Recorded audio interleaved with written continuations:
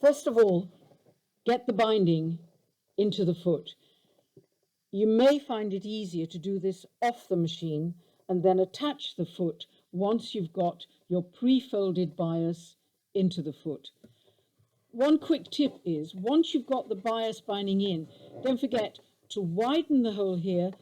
You wind this front wheel backwards, and to make it a bit narrower, you wind it forwards.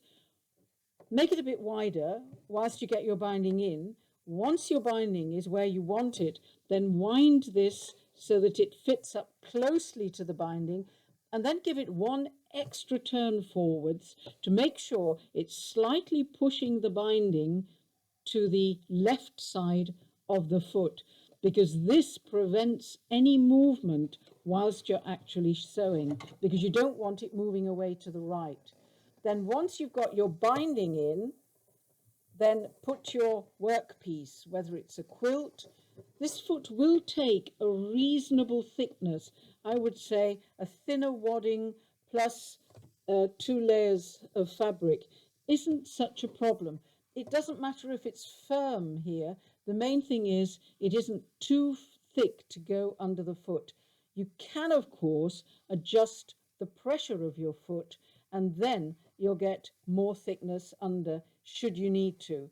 But that's something that's a little more complex, and right now I'd like to concentrate on getting the binding on the fabric. So you've got everything set up. The next thing to look at is where exactly your needle will come down. The needle wants to come down probably about a millimeter or something from the left-hand edge. If you're new to doing this, be a little more generous and don't have it too close to the edge because you don't want to risk it slipping off. So, some people claim your needle should always be in the center position and you should adjust the foot. And if you have to adjust the foot, which you may have to do on older machines that don't have an easy way to move the needle position, then you have to adjust it using the back screw on the foot.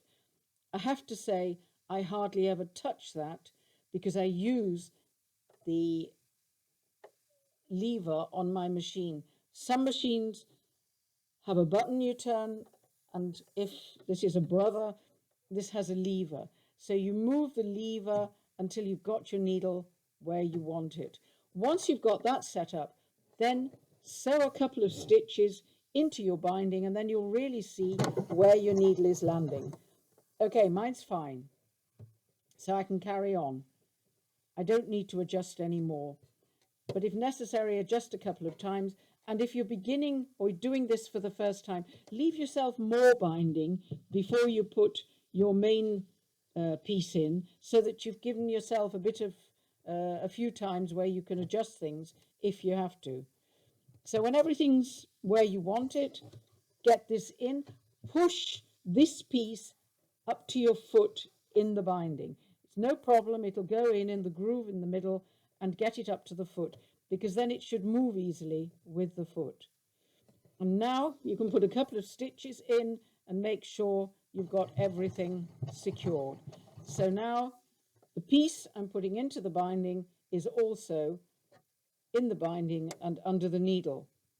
So if you hold this flat, the binding and your sewing piece, against the bed of the machine, you risk that this binding will curl a little away from that outside left-hand edge. And you have to keep stopping and pushing it back in, and it's generally a nuisance.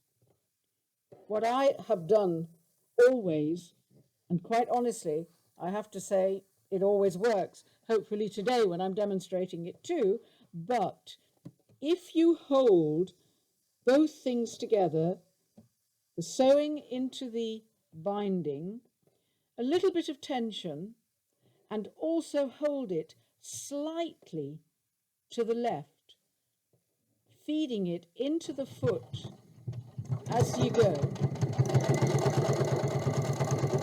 I can honestly say I've never had any problem. I've just gone off the binding now so that I can separate it and show you how this has worked. Otherwise, I'd have to go to the end of my binding to get it out. But as you can see now, we have a nice bit of sewing on both sides of the binding. And that is actually the result you want.